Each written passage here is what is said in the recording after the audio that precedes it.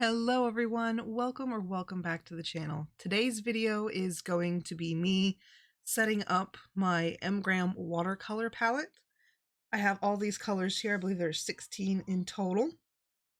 And they range from, usually I have about 2 of each primary at least, and then 2 greens. I have some earth colors, including Terra Rosa, which I'm very excited to try.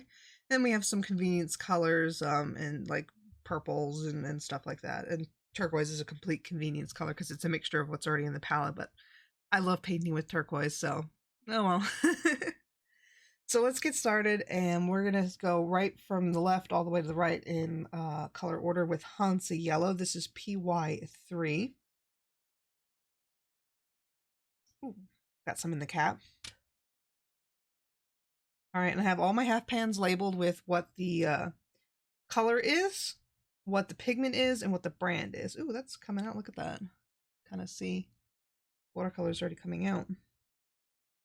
Probably maybe has to do something with the honey in the watercolor. These are another honey-based watercolor like Sennelier are. So I'm excited to give them a try.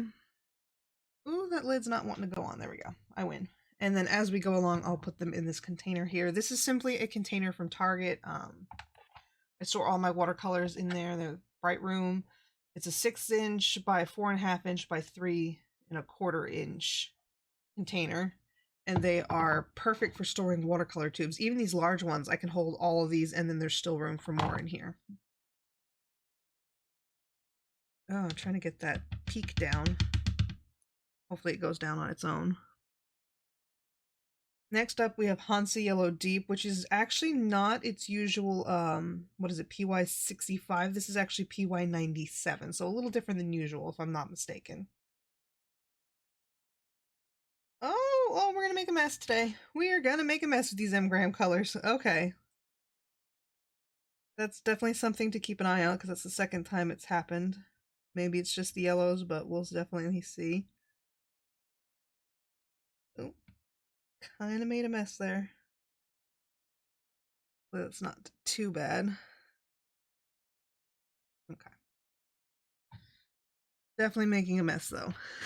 These ones have a mind of their own, definitely.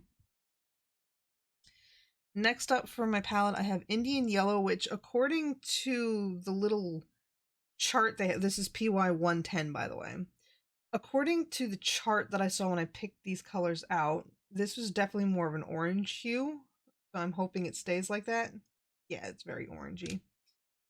And it was either this, I think, or New Gamboge.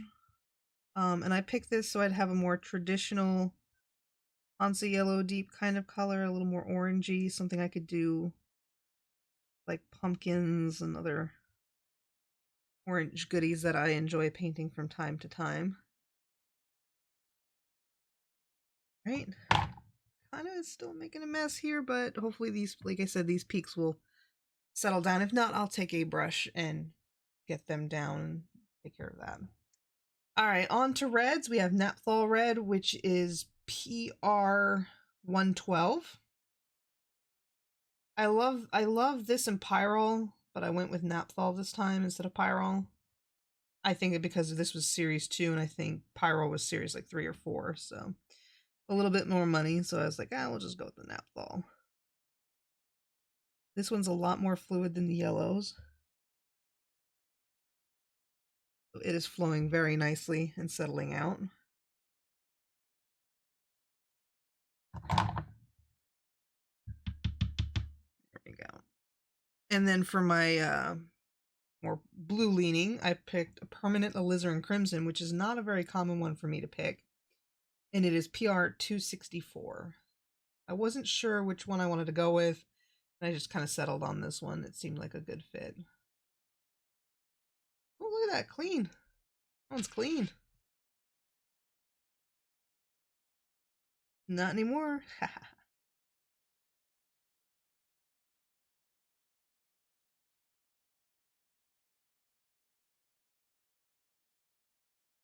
There we go, that's not so bad.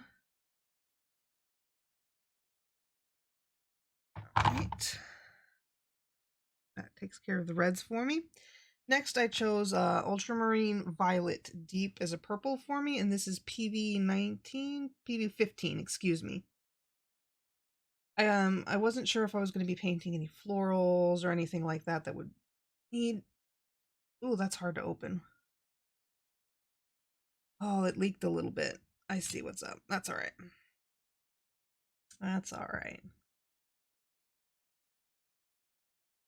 These things can be messy sometimes. Whenever you're working with paint, you should be ready to be messy.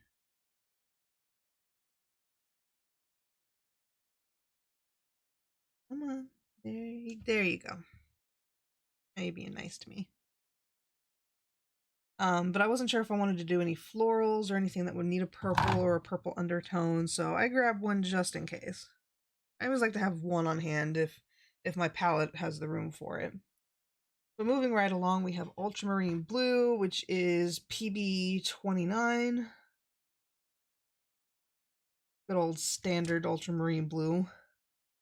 Usually that and like a Phthalo Blue are usually my go-to blues. Because they're just beautiful colors. Oh, that one's filling up nice. So the yellows are a little chunky. So far the blues have been, the bluish and purples have been nice and filling out the half pan nicely. And speaking of Phthalo Blue, which I mentioned, we have here, which is PB15:3.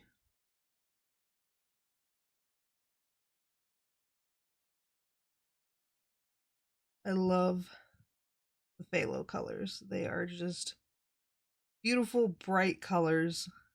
And for the most part, on most palettes, they're pretty much a staple for me of some kind. I'm running at least something that says phthalo, let's put it that way. In this case, we're going to be getting to more because we've got Phthalo Green and Phthalo Green Yellow shade coming up, so love me some phthalos.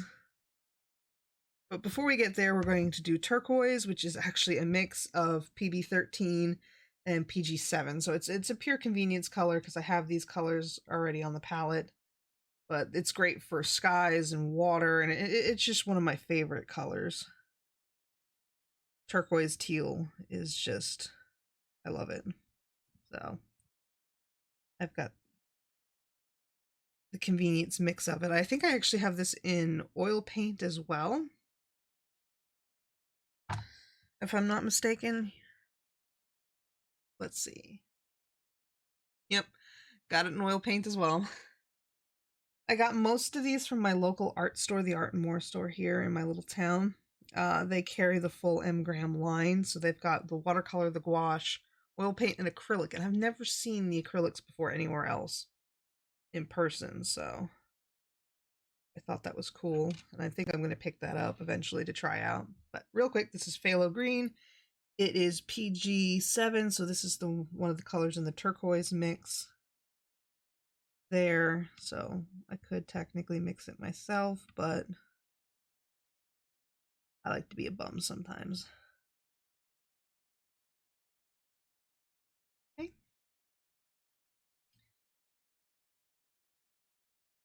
Ooh, that got a little messy. Hopefully when I open that up again sometime in the future, it's not so bad.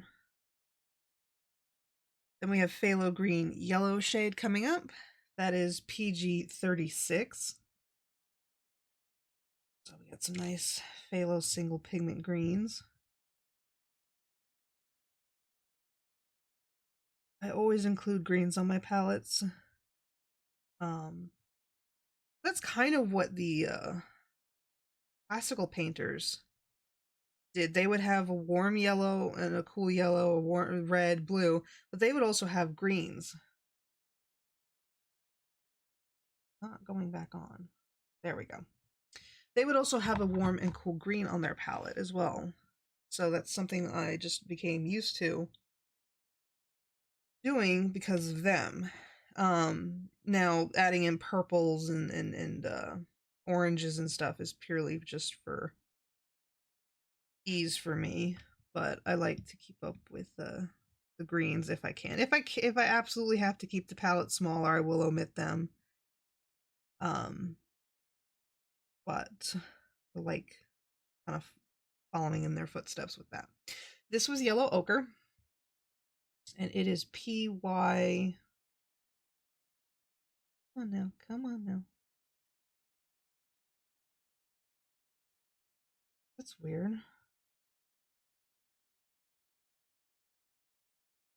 There we go, got it. Okay, that's the second time that's happened. And this is PY43, a nice earth yellow, which I always like having on hand for my palettes. That burnt sienna and burnt umber and a neutral tint of some kind is usually my go-to. Terra Rosa was an extra bonus color that I've seen a lot of people rave about, and I wanted to pick it up. So this is burnt sienna PBR, what, 7? PBR 7, yes.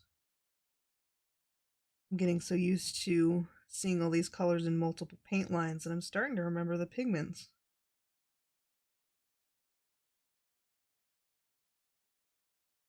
Which is good, because I'd actually like to compare pigments across brands, do more research on different pigments.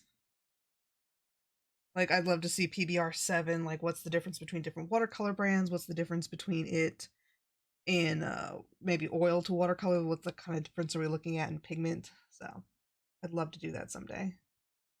Leave a comment down below telling me you'd like to see that or not. That could be fun. Do like a pigment series. Oh, this is Terra Rosa and it is PR 101. But yeah, leave a comment telling me what kind of pigment studies you'd like to see on the channel. Oh, almost made a mess. Almost made a mess. Got it at the last second, though.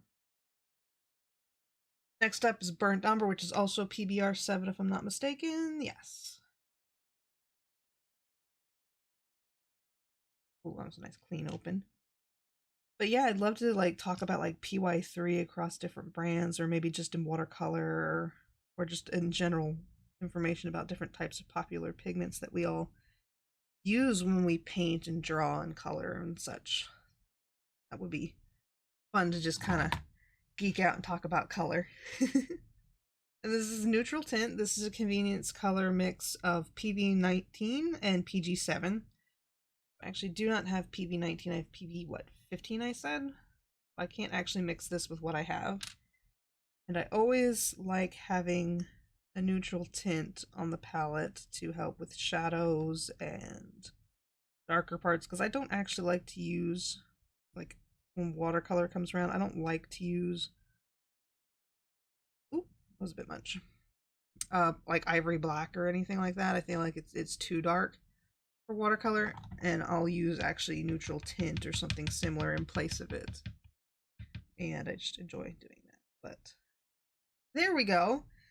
There is my new palette. The yellows did not settle down, so I'm going to do that myself.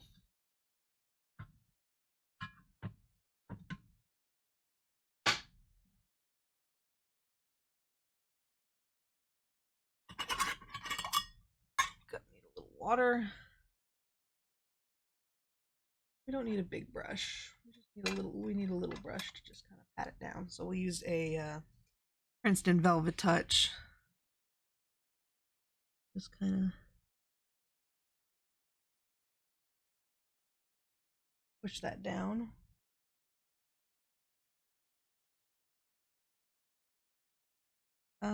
The Hansa Yellow Deep kind of went down, but let's push the Indian Yellow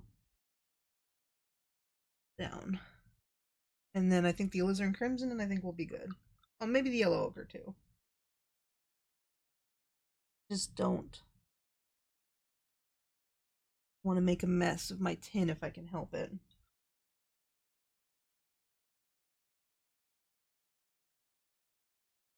Phthalo Green. And then knock down that Yellow Ochre. There we go. There we go. All, well, I wouldn't say pretty, but all done. And I guess that wraps things up for today.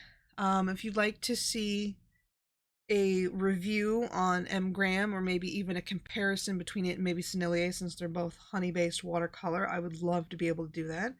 If you'd like to see a swatch of my palette, I would be more than happy to do that. Simply leave a comment down below with what you want to see in the future. And I always make notes of it and keep it in mind for later videos, so leave that comment. And I guess for now, since you made it this far, go ahead and give the video a thumbs up. And if you're new here, consider subscribing to the channel. So that about wraps things up. Take care, have a good one, and bye for now.